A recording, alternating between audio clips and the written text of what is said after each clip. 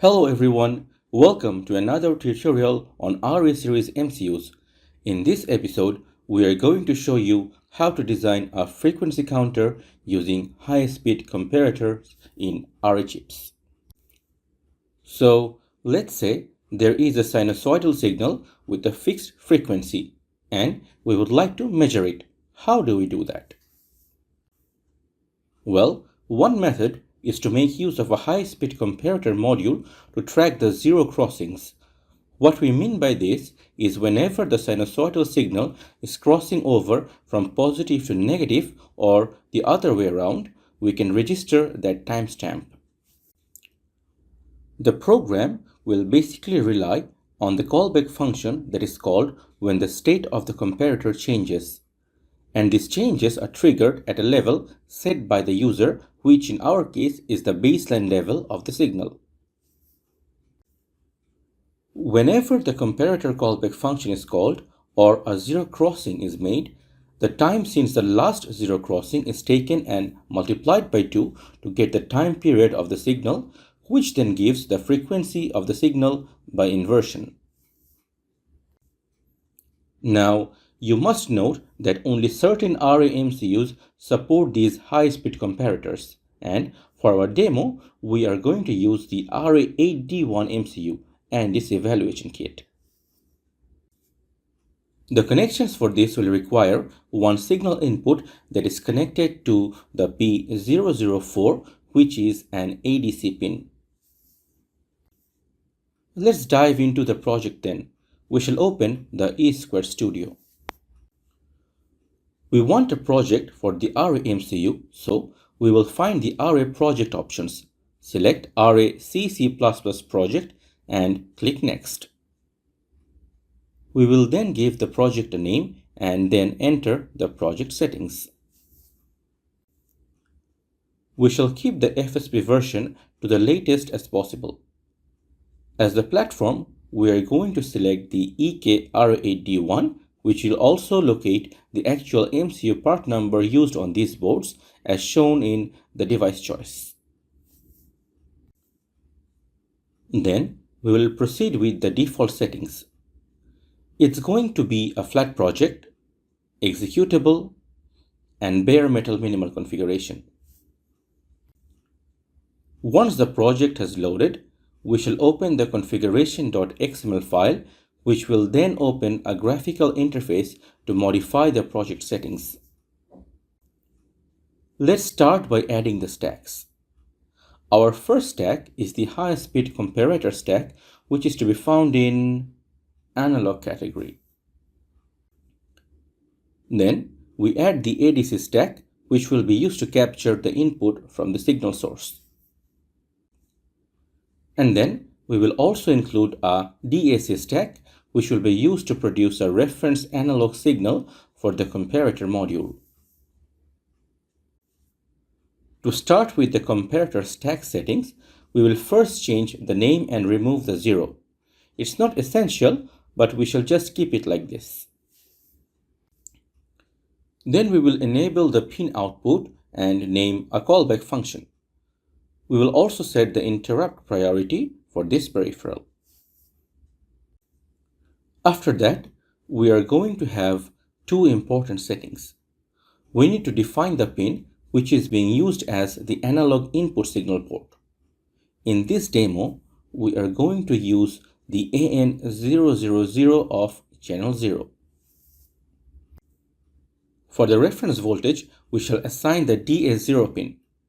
That's all about the comparator peripheral setting. We move on to the ADC peripheral next. No changes to be made in the general settings. The first setting to be set is the input channel mask setting, where we need to check the channel scan mask. So we shall check the channel 0 and channel 1 as they are available on this MCU, although we are going to make use of only channel 0. No further changes to this peripheral. We also note that the pin 004 is assigned to AN000. Moving on to the DAC module, we will first need to enable the internal output option. Then we have to make a very important setting. The DA pin is not assigned, so we need to do it from the pins tab. We click on this small arrow and it will take us to the pins tab. We can see that the operation mode is disabled. When we enable it, we notice some red cross, which means this pin cannot be assigned to DA0. So we look for the individual pin setting and see what's going on with the P014 pin. Looks like it is assigned to one of the ADC channels.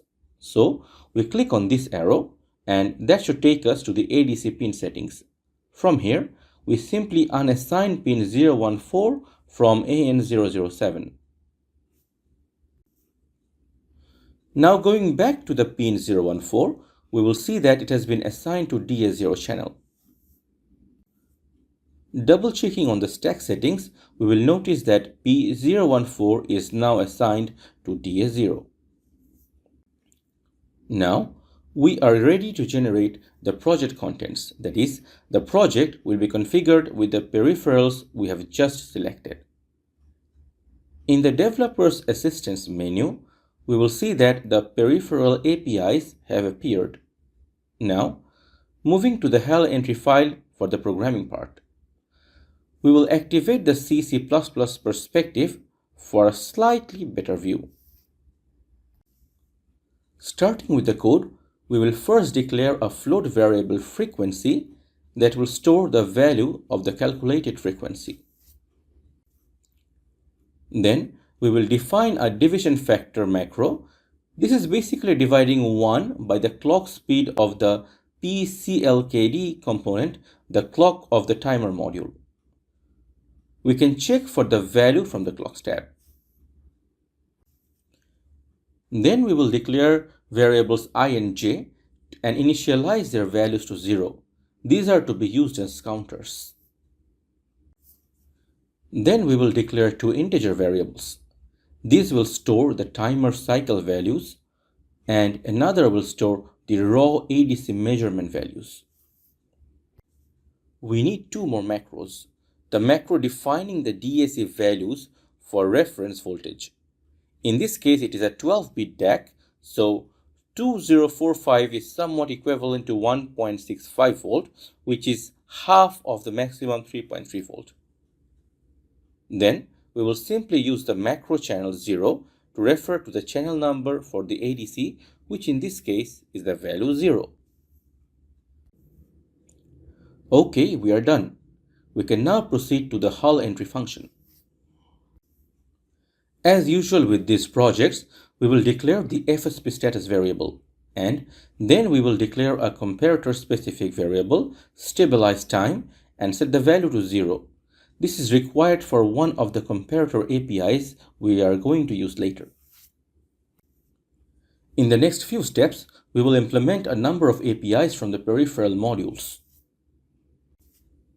First, we want to open the DAC module, so we simply call the relevant API from the developer's assistance and follow it with an assert macro.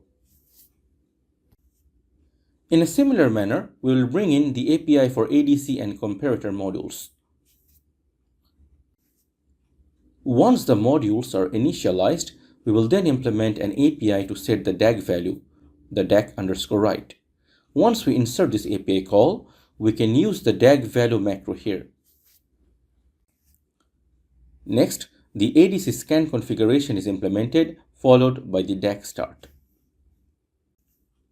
Then we will call the getComparatorInformation API and pass in the pointer to the stabilization time variable as argument. We will add a little delay here based on the stabilization wait time value for this particular comparator, which would just have been updated during the previous API call. We will then declare an ADC status variable, which is a structure defined in the ADC peripheral header file. The next API call is regarding the comparator output enable.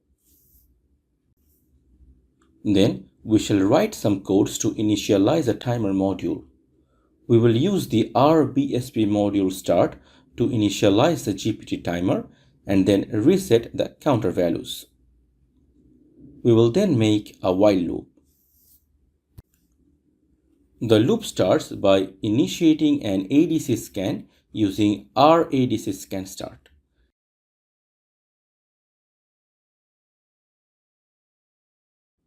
After starting the scan, it reads the ADC value from channel 0 using ADC read and stores the result in ADC measure.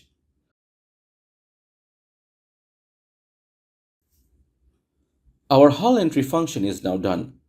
The next step is to define the callback function for the comparator. We can insert the basic structure for the callback function from developer's assistance. We will start with the if statement that checks the value of I and starts the timer. In the next callback, the value of I is not 0, so it will acquire the timer counter as well as reset the timer. The frequency will be also calculated here. Basically, at every transition of the comparator state, which is when this callback is executed, the timer is reset, followed by a reading in the next transition, and the cycle goes on. As we have finished writing the code, let's try to implement the project on an array board. We try to build first. There seems to be an error. Let's see. Looks like there is something wrong with the stabilization time structure. Okay, so this is a structure and the value given is missing the curly brackets. Once we place the value inside the curly brackets, it should be fine. Alright, it has built without errors. Let's try to upload it. We will hook up a signal generator to the board as shown here. Connect the signal pin to P004 and make sure both share the ground. So we upload the program using the debug option, and we shall place the frequency variable into the expressions tab, enable real-time refresh. Our signal generator is set at 100 Hz. We click on the resume button twice to start. And we can see that the value in frequency is around 100 Hz. Let's try changing the frequency to 300 Hz.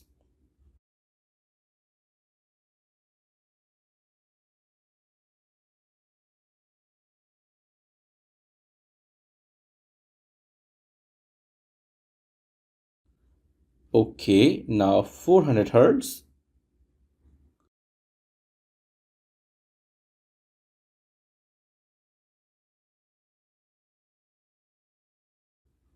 Let's bring it down to 90. Great! Seems like we are getting some good readings on the frequency of the input signal. So folks, that's all we have today. You can build your own frequency counter using this comparator technique. See you in the next video.